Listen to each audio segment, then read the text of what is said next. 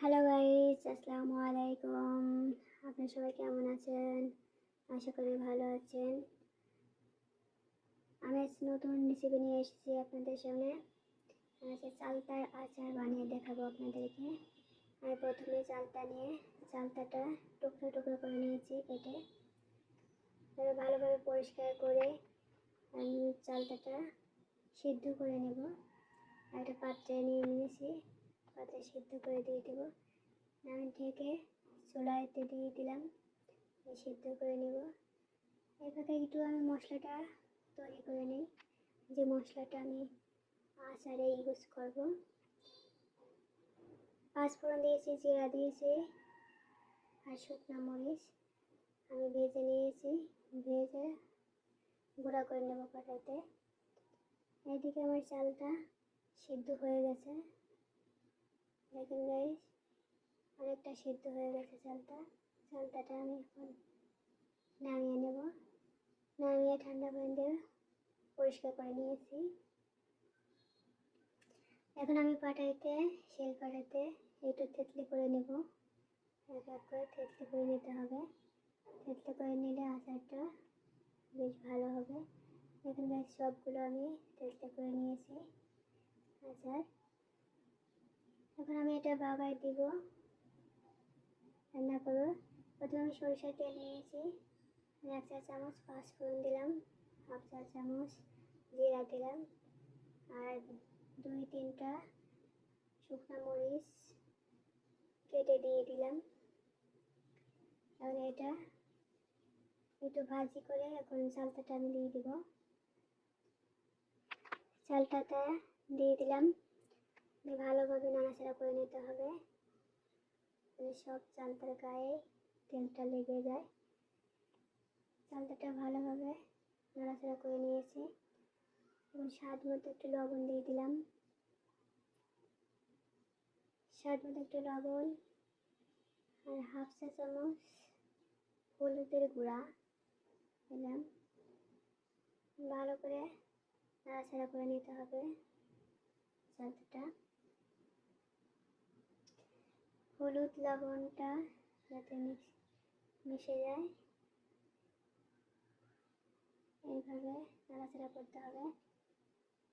আর একটু নাড়তে হবে বেশি, কারণ চালটা যাতে পুড়ে না যায়। চুলার আঁচ লো রাখবেন, একদম লো না বা হাই না, মাঝারি রাখতে হবে। বেশি চুলার আঁচ রাখলে পুড়ে যেতে পারে। আমি এখন চিনি দিয়ে দিচ্ছি, আপনারা যারা যেমন মিষ্টি পছন্দ করেন তেমনটা দিবেন। আমি চিনি টক ঝাল মিষ্টি তিনটার জন্য স্বাভাবিক থাকে, সেই অনুযায়ী চিনিটা দিয়ে দিলাম।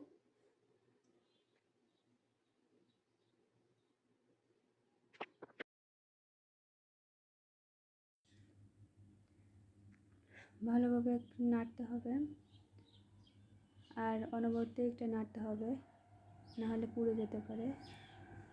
আচারটা পুড়ে গেলে কিন্তু টেস্ট ভালো থাকবে না। দেখেন গাইস, আচারটা প্রায় অনেকটাই লোভনীয় মনে হচ্ছে এখনই।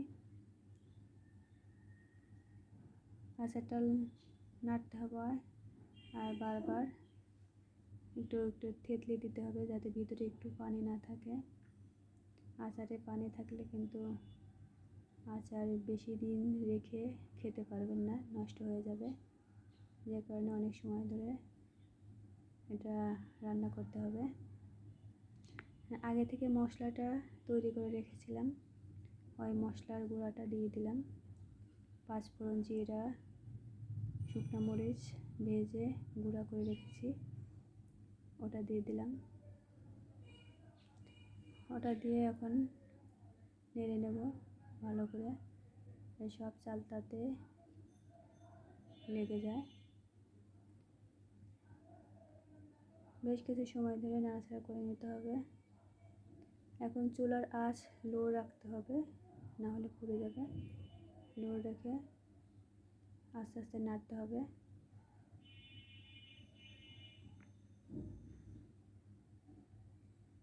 আস্তে আস্তে এভাবে নাড়তে নাড়তে যখন একদম শুকনো শুকনো হয়ে যাবে তখন ভাববেন হয়ে গেছে।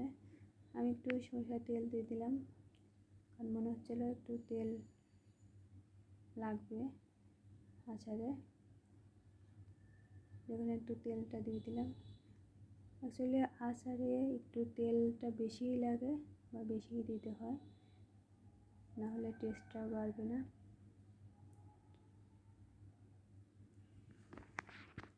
এইভাবে নাড়তে হবে, অনবরত নাড়তে হবে।